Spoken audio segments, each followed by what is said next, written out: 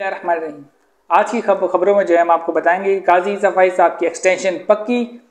इस्लामाबाद में जलसे पर 10 साल की सजा, लेफ्टिनेंट कर्नल को ओहदे से फारिग कर दिया गया, JUI के रहनुमा का इमरान खान के हक में बड़ा बयान, नैब केसेस में खान को रिलीफ और तहरीक इंसाफ की पाकिस्तान की भर में तुलबा तहरीक कब शुरू होगी। ये जो है तमाम खबरें आज हम आपको देंगे, लेकिन वीडियो शुरू करने से पहले छोटी सी दरख्वास्त की वीडियो को लाइक और चैनल को सब्सक्राइब करना ना भूलें। चलते हैं सबसे पहली बड़ी खबर की तरफ। पाकिस्तान तहरीक इंसाफ ने पूरे मुल्क में तलबा तहरीक शुरू करने का ऐलान कर दिया।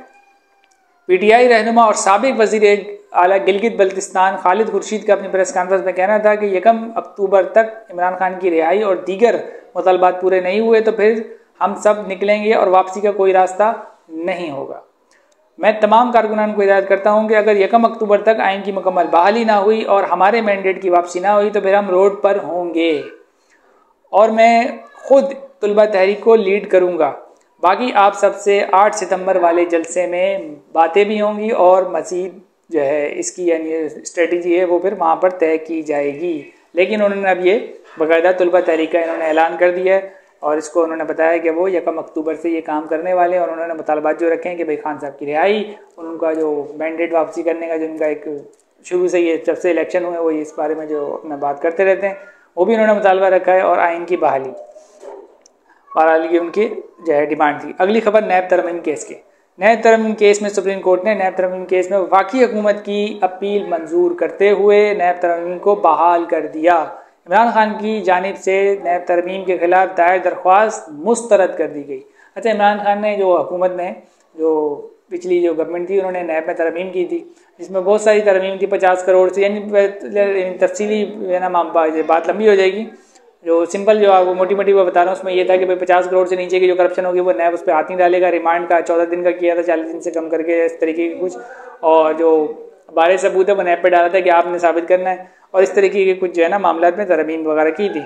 तो इमरान खान साहब का ये कहना था कि भाई ये तरमीम इसलिए की गई है कि जो हुक्मरान तबका है वो अपने आप को रिलीफ दे रहा है और उनका हुक्मरान तबके का ये कहना था जो उसमें जमाते थी कि भाई हम ये रिलीफ दे रहे हैं, तरमीम इसलिए कर रहे हैं क्योंकि नैब लोगों को निशाना बनाता है। तो ये मैंने आपके दोनों को जो मौक़िफ़ थे वो आपके सामने रख दिए। बहरहाल अब जो उन्होंने सुप्रीम कोर्ट ने पहले एक फैसला दिया था 3 रुकनी बेंच ने कि इमरान खान साहब की जो दरख्वास्त थी उनको जो है उन्होंने कहा था कि दुरुस्त है। अब 5 रुकनी बेंच दूसरा जो सुप्रीम कोर्ट का बना उसने कहा कि ये तरमीम जो पार्लियामेंट ने की हैं ये दुरुस्त की हैं और मैं भी ज़ाती तौर पे जो हुकूमत की तरफ से ये तरमीमें आई थी इसको मैं दुरुस्त करार देता हूँ क्योंकि नैब जैसा इदारा उसने हमेशा जो पॉलिटिकल जमातें उनको जो है ना एक किस्म का यानी उसको निशाना बनाने के लिए उसको इस्तेमाल हुआ और हर जमात ने इसके ऊपर इल्ज़ाम लगाया। तो यानी बड़ा कंट्रोवर्शियल ये नैब का इदारा हो गया। तो ऐसे इदारे को पाकिस्तान में मेरे हिसाब से इसकी जो है ना ज़रूरत नहीं है और अगर कोई दूसरा कोई इदारा बनाया जाए, FPR FIA उसको एक्टिव किया जाए, ख़ासकर ऐसे इदारे से कम जो गिरफ्तारी के हैं और ये इस तरीके के जो मामला थे वो इनसे ले लिए जाएँ, उनको गिरफ्तार करने का हक नहीं होगा। अगर इनके पास कोई सबूत हैं वो इकट्ठा करें एविडेंस और फिर हाई कोर्ट में जाएँ और वहाँ से जो है ना ये अपने सबूत जो है कोर्ट को दिखाएं और फिर वो उनकी तरफ से जो है ना इजाज़त लें। खुद इनको इख्तियार नहीं होना चाहिए वरना फिर ये जो है ना सियासी मामला के लिए फिर इस्तेमाल होता है। तो बहरहाल इस इदारे का ये था। अच्छा, इसमें जो तरमीम जो मंजूर हुई है और खान साहब इसके जो मुखालिफ थे बानी तहरीक इंसाफ जो थे तो उनको भी इससे जो है ना जो नई तरमीम हुई उससे रिलीफ मिलेगा, जिसमें तोशा खाना 2 जिन पे केस चल रहा था जिसमें लगभग इनके ऊपर 12 करोड़ के करीब जो है असासों का इल्ज़ाम था कि इन्होंने वो जो है इसमें करप्शन किया है। जिस हिसाब से भी आप उस बात को ले लें तो कम से कम 12 करोड़ का वो यानी इल्ज़ाम था कि वो इन्होंने जो है ना एक किस्म का गबन किया है। तो क्योंकि अब 50 करोड़ वाली तरमीम आ गई कि उससे नीचे नैब केस नहीं ले सकता तो ये वाला मामला भी जाएगा और इस केस का यानी इसको इमरान खान को इसमें रिलीफ मिलेगा इसमें, क्योंकि वो उनका तो 12 करोड़ वाला ये मामला चल रहा था। सही था गलत था वो एक अलग डिबेट है, लेकिन जो हुकूमत ने खुद तरमीम की है उसके मुताबिक अब ये केस नहीं चल सकता नैब में। दूसरा है अलकादिर का जो केस चल रहा था उसको 190 मिलियन पाउंड भी जो है ना उसको कहते हैं उस केस को, तो उसमें भी उनको जो है ना इमरान खान साहब को भी उसमें जो है ना फ़ायदा पहुँच सकता है क्योंकि यहाँ पर नैब को ये साबित करना जाना पड़ता है कि भाई इसमें इमरान खान साहब को माली जो है ना क्या फ़ायदा हुआ इस केस के अंदर अलकादिर यूनिवर्सिटी में, और वो भी अब नैब साबित नहीं कर पाएगा क्योंकि अलकादिर यूनिवर्सिटी एक ट्रस्ट को है और जो है ना उसके बेनिफिशरी जो है ना ये इमरान खान साहब नहीं बनते उस हिसाब से, क्योंकि अगर फ्यूचर में इस ट्रस्ट को ख़त्म भी कर दिया जाए तो ये ज़मीन है और ये यूनिवर्सिटी है ये इमरान खान साहब या उसके ख़ानदान किसी फ़र्द को नहीं मिल सकती और ये किसी और ट्रस्ट को जाएगी। तो यहाँ पे भी ये ना केस फिर ये कमज़ोर हो गया और ये फिर इसको यानी आगे जो है ना इसको चलाना मुश्किल हो जाएगा। इसमें भी इमरान खान साहब को रिलीफ मिलेगा क्योंकि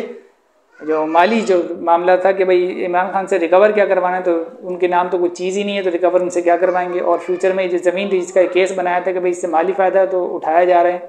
और इमरान खान साहब उठा सकते, तो अब बाकायदा यानी इस पर कोई इस तरीके का माली फ़ायदा दिखाई नहीं दे रहा। और जैसे मैंने आपको बताया कि यूनिवर्सिटी फिर है ना, अगर इसको ख़त्म भी किया गया तो ये ज़मीन फिर भी इमरान खान साहब या पार्टी किसी को शख्स को नहीं मिल सकती और ये फिर किसी और ट्रस्ट को जाएगी क्योंकि ये वक्फ हो चुकी है। तो इस हिसाब से फिर ये साबित हो जाएगा कि इमरान खान ने कोई माली फ़ायदा नहीं उठाया। अच्छा, अगली खबर लाहौर हाई कोर्ट से, ये बहुत बड़ी खबर है। लाहौर हाई कोर्ट का बड़ा फैसला। लाहौर हाई कोर्ट ने हाजिर सर्विस, जरा इधर ध्यान दीजिए बात को, हाजिर सर्विस लेफ्टिनेंट जनरल मुनीर अफसर को चेयरमैन नादरा के ओहदे से हटाने का हुक्म जारी कर दिया। वाज़ेह रहे कि एक आम शहरी ने चेयरमैन नादरा की तकरीर के खिलाफ दरख्वास्त दायर की थी, जिसे मंजूर करते हुए हाई कोर्ट ने लेफ्टिनेंट जनरल मुनीर अफसर की चेयरमैन नादरा के ओहदे पर तैनाती को कलअदम करार दिया था। तो वैसे भी यानी पहले तो कुछ रिटायर लोग जो है ना गवर्नमेंट, ये निगरान हुकूमत में इन्होंने ये काम किया था और निगरान हुकूमत को जो जहाँ तक हमारी नॉलेज है उनको ये इख्तियारात नहीं होते कि वो इतने बड़े बड़े ओहदों पे पोस्टिंग करें। तो एक तो उन्होंने यानी एक तो वैसे ही यानी एक क्या बोलते हैं हाजिर सर्विस थे जो फौज के, उनको जो है ना इन्होंने उठा के चेयरमैन नादरा लगा दिया था। अगर रिटायर को भी लगाते तो चलो कुछ वैसे तो उनको इख्तियार इतने नहीं होते कि वो इस तरीके की तैनाती करें, क्योंकि उनका काम है इलेक्शन करवा के जाए और अगली गवर्नमेंट होती है वो ऐसी तैनाती करती है, काबीने से मंजूरी वगैरह दीगर तरीके के मामला होते हैं। तो निगरान हुकूमत का काम सिर्फ इलेक्शन करवाना होता है, तैनातियाँ और जो है ना इस तरीके के मामला नहीं होते कि वो जॉब जो है ना खोलें, अपॉइंटमेंट्स करें, इस तरह कोई मामला नहीं होते। तो ये उन्होंने गलत किया था। तो बहरहाल इसकी यानी हाजिर सर्विस की जगह किसी को भी लगाते तो भी निगरान हुकूमत ने गलत करती, क्योंकि वो ये जो इलेक्शन में जीत के आई हुई हुकूमत होती है उसका काम होता है, निगरान हुकूमत का नहीं होता। तो बहरहाल अभी एक शहरी ने दरखास्त लगाई थी और कोर्ट ने इस पर फैसला दे दिया कि भाई ये गैर कानूनी जो है ना तैनाती की गई है। और हाजिर सर्विस तो उन्होंने कहा कि और ही गैर कानूनी है कि भाई उनका तो काम ही नहीं है। तो इस तरीके से अब उनको उनका जो तैनाती भी कलअदम करा दे दिया गया। अच्छा, अगली खबर, तहरीक इंसाफ के बानी चेयरमैन इमरान खान ने फौज के तर्जुमान DGI-SPR, उन्होंने कुछ दिन पहले प्रेस कॉन्फ्रेंस की, उसका जवाब दिया। DGI-SPR की प्रेस कॉन्फ्रेंस पर अपना रद्द-ए-अमल देते हुए कहा है कि DGI-SPR ने कहा कि फौज गैर जानिबदार और गैर सियासी है। इस पर मैं सिर्फ ये कहना चाहता हूँ कि फौज अगर गैर सियासी हो गई है तो ये मुल्क के लिए बहुत अच्छी बात है, लेकिन अगर ये कह रहे हैं कि हम हमेशा से गैर सियासी थे तो फिर इससे बड़ी गलत बयानी कोई नहीं हो सकती। गैर सियासी सिर्फ कहने से नहीं बल्कि अमाल से होता है। इमरान खान का मजीद कहना था कि अगर ये वाकई गैर सियासी हैं तो मेजर और कर्नल का अडियाला जेल में क्या काम है? मेरी बीवी इनकी वजह से जेल में है। 8 फरवरी को किसने धांधली करवाई और किसने नवाज शरीफ के साथ मिलकर लंदन में मुआहिदा किया था? मैं इनसे अपील करता हूँ कि खुदा के लिए गैर सियासी हो जाओ, मुल्क तबाही के दहाने पर है। इमरान खान का मजीद कहना था कि 9 मई को हमारी पार्टी ख़त्म करने के लिए 9 मई करवाया गया।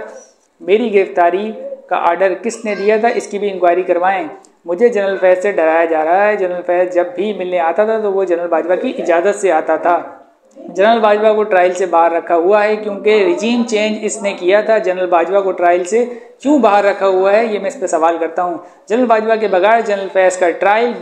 बदनीयती पर मबनी है। बाजवा को अगर ट्रायल में शामिल किया गया तो सारे भेद खुल जाएंगे, इनको इस बात का डर है। इमरान खान का मजीद कहना था कि हुक्मरानों को NRO-2 मुबारक हो, नैब के सारे केस इन्हीं के दौर में जो है वो बने थे, इसलिए इन्होंने NRO-2 लिया है। अवामी नुमाइंदगी अगर करप्शन करते हैं फिर अपने अपने केस माफ़ करवाने के लिए कानून पास कर लेते हैं। उन्होंने करप्शन के रास्ते खोल दिए हैं, अब वाइट कॉलर क्राइम पकड़ना नामुमकिन हो गया है। इमरान खान का मजीद कहना था कि ये हुकूमत जो है इन सब के लिए इन सब के पैसे यानी हुकूमत में जो है इन सब के पैसे बाहर पड़े हैं और मेरा सारा पैसा पाकिस्तान में है, लिहाजा मुझे इस मुल्क से भागने की कोई ज़रूरत नहीं है। सारी ज़िंदगी जेल में रहने को तैयार हूँ लेकिन वक्त यजीद के आगे सर नहीं झुकाऊँगा। तो ये इमरान खान साहब ने जेल ने बयान दिया। अच्छा, अगली खबर है JUI के सरबरा JUI के रहनुमा हाफिज़ अब्दुल्ला की जानिब से। वो एक सीनियर रहनुमा भी है, सेनेटर भी रह चुके हैं। उन्होंने एक बड़ा बयान दिया है, हालांकि बड़े मुखालिफ रह चुके हैं जो है बानी तहरीक इंसाफ के, लेकिन अब उन्होंने ऐसा बयान दिया और काफ़ी हैरान कुन है।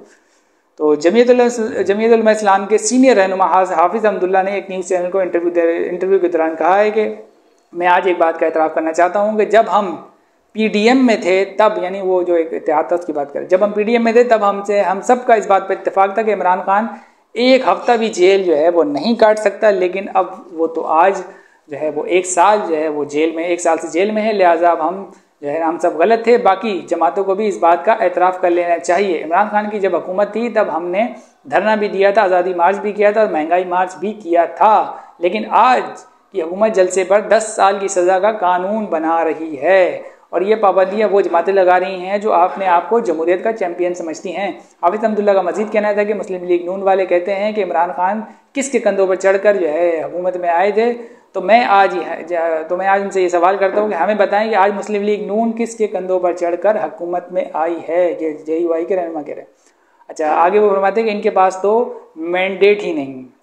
यानी ये वही लाइन ले रहे हैं जो बानी तहरीक इंसाफ लेते हैं या तहरीक इंसाफ वाले या अपोजिशन लेती है दीगर जमातें कि भाई आपके पास मैंडेट नहीं है। मौलाना फजलुर रहमान भी अब हुकूमत को यही कहते रहते हैं कि भाई आपके पास मैंडेट नहीं है, और फार्म 47-45 वो भी यही इस तरीके की बात करते हैं।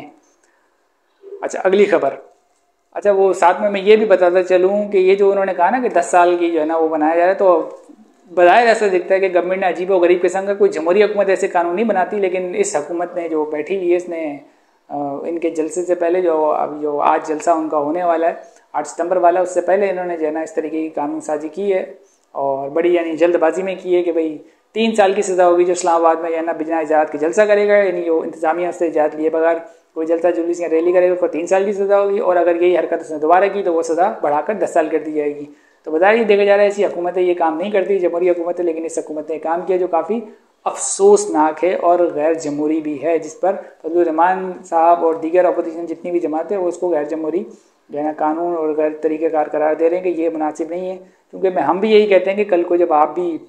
कोई एहतजाज करेंगे क्योंकि महंगाई या दीगर चीज़ों पे, तो कोई भी हुकूमत ये तो नहीं चाहेगी कि उसके खिलाफ एहतजाज हो। तो आप ऐसे कानून ना बनाएं कि कल को जब आप आवाम के लिए या अपोजिशन जो आज की है वो एहतजाज कर रही हो तो उस वक्त की हुकूमत जो है आपको दबाने के लिए इस कानून का इस्तेमाल करे, और कारकुनों से लेकर क़यादत तक जो जलसे में आए, जिसने जलसा किया या किसी ने रैली निकाली, उसको 3 साल से 10 साल की सजाएं दें। तो ये गैर जमहूरी तरीक़ेकार है, इससे इनको इज्तनाब करना चाहिए था। लेकिन हुकूमत का इसमें भी बदनीयती वाज़ेह दिखाई देती है कि वो नहीं चाहते कि अपोजिशन करे, लेकिन वो ये भूल जाते हैं कल को वो भी अपोजिशन में हो सकते हैं।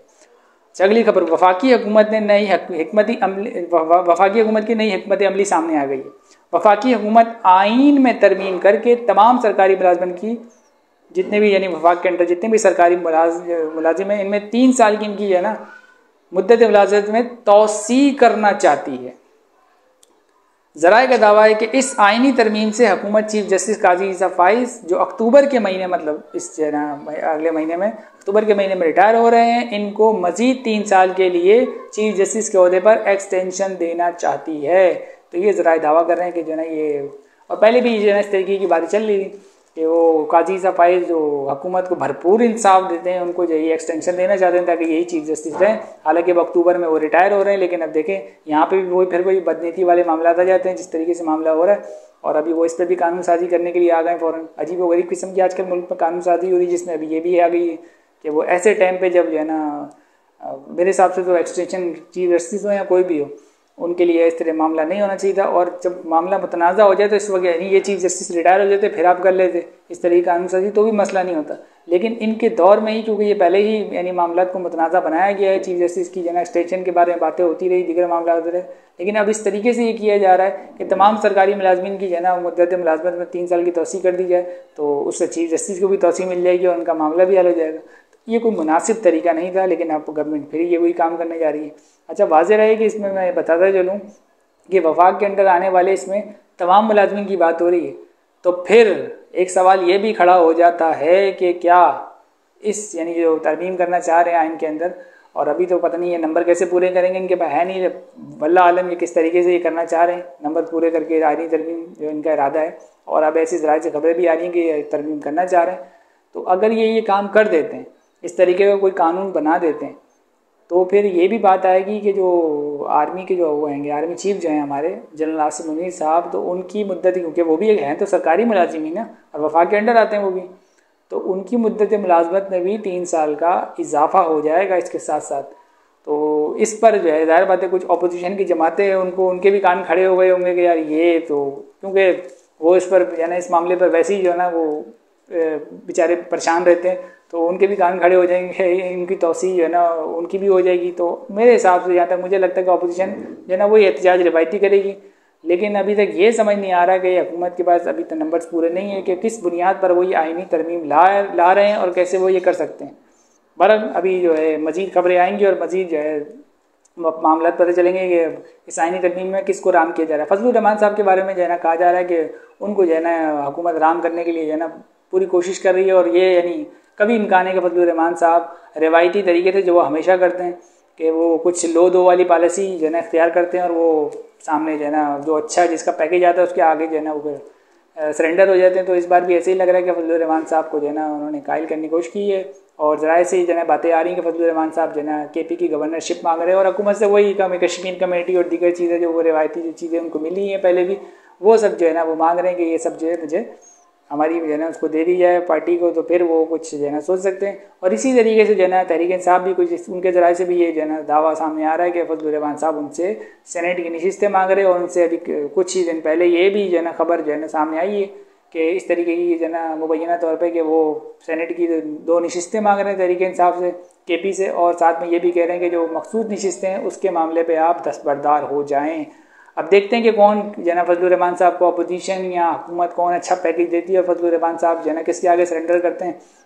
और वो एक बहुत बड़ा जो यूटर्न है वो ले लेते हैं अपनी पॉलिसी से, क्योंकि शुरू में तो बड़े गर्जे बरसे थे वो कि भाई हम तो हुकूमत के साथ नहीं जाएंगे और हमने ये निज़ाम नहीं एक्सेप्ट करना है, ये तो जाली निज़ाम है, ये तो बिकी हुई असम्बलियाँ हैं, लोग पैसा चला के आए हैं। अब देखें क्या वो जन वजारतों के लिए और गवर्नरशिप के लिए क्या इस बिकी हुई असम्बली की तरफ जो है आ जाते हैं, और दूसरी तरफ क्या वो उस जमात का इत्तेहाद में शामिल हो जाते हैं जिसको वो यहूदी एजेंट कहते थे, यानी उनके सरबराह को, और तहरीक इंसाफ के लिए और भी उन्होंने काफ़ी बातें की, तो क्या वो उससे इत्तेहाद कर लेते? तो आने वाले दिनों में ये पता चलेगा फजलुर रहमान की जो